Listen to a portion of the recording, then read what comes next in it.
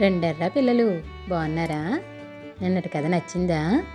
మరి నేను చెప్పే కొత్త కొత్త కథలు వినడానికి నా ఛానల్ని సబ్స్క్రైబ్ చేసి లైక్ చేయండి. మరి మీరు నా ఛానల్ని సబ్స్క్రైబ్ చేసి కథలు వింటే నాకు ఎంతో హుషారుగా ఉంటుంది కదర్రా. సరే ఈరోజు మన కథలోకి వెళ్ళిపోదామా? ఈరోజు మన కథ ఇల్లాలి బాధ్యత. అహల్య వంట పని ముగించి గది నుంచి బయటికి వస్తూ ఉండగా వీధి తలుపు చప్పుడయ్యింది. భర్త శేషగిరి వచ్చాడనుకుని ఆమె గబగబా వెళ్ళి తలుపు తెరిచింది. కానీ వచ్చింది వెనకవైపు ఇంట్లో ఉండే తాయారు. వంట పని అయిపోయింది, ఏమీ తోచక కాలక్షేపానికి ఇలా వచ్చాను అన్నది తాయారు. అహల్య భర్త పని మీద పట్నం వెళ్ళి 2 రోజులయ్యింది. బిక్కుబిక్కుమంటూ ఉన్న ఆమెకు తాయారు రాక ఆనందం కలిగించింది. తాయారు మంచి మాటకారి. ఆడవాళ్ళిద్దరూ మధ్య గదిలో చాప వేసుకొని కూర్చుని చాలాసేపు ఆ కబురు ఈ కబురు చెప్పుకున్నారు. చీకటి పడి అహల్య దీపం వెలిగించాక తాయారు మెడలోంచి హారం తీసి ఆమె చేతికిచ్చింది. దీన్ని మా ఆయన పట్నంలో ప్రత్యేకంగా చేయించి తెచ్చారు, ఎలా ఉన్నదంటావు అని అడిగింది తాయారు. ఎర్రరాళ్ళ హారం దీపపు కాంతిలో మెరిసిపోతున్నది.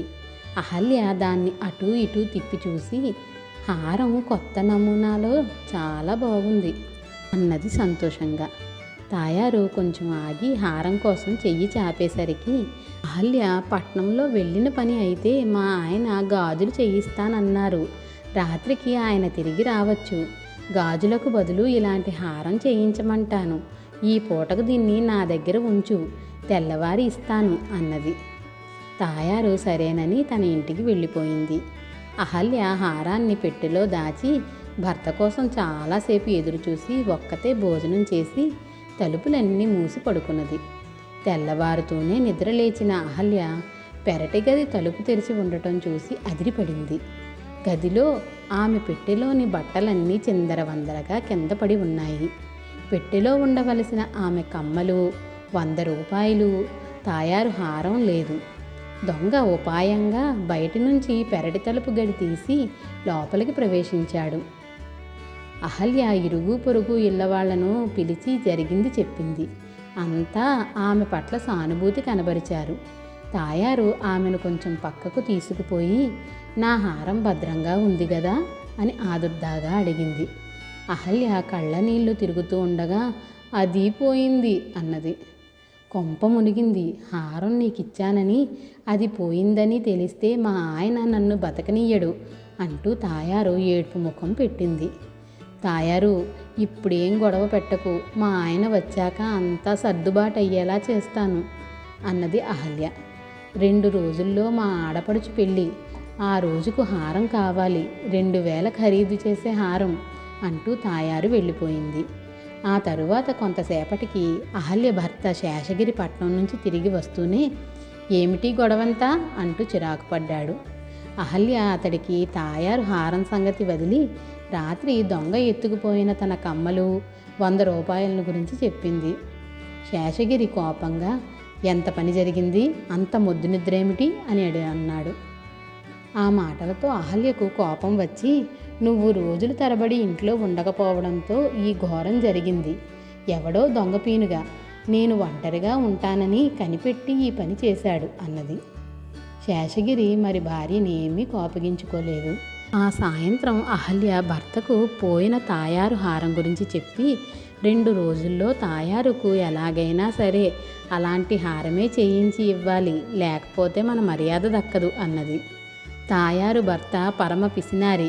అతను భార్యకు 2000 ఖరీదు చేసే హారం చేయించాడంటే నేను నమ్మను. అది పోత బంగారుపుదయి ఉంటుంది.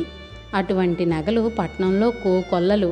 10 రూపాయలు పారేసి అటువంటిదొకటి తెస్తాను అని పట్నం బయలుదేరాడు శేషగిరి. అప్పటికి గండం గడుస్తుందని, తరువాత భర్తకు నచ్చచెప్పవచ్చునని ఊరుకున్నది అహల్య. ఆ సాయంత్రం ఎర్రరాళ్ల పోత బంగారం హారంతో తిరిగి వచ్చాడు శేషగిరి. అది అచ్చు బంగారు హారంలాగానే ఉన్నది. అహల్యకు తల మీది నుంచి పెద్ద బరువు దిగిపోయినట్టు అయ్యింది. ఆమె హారం తీసుకుని అప్పటికప్పుడే తాయారు ఇంటికి వెళ్ళింది.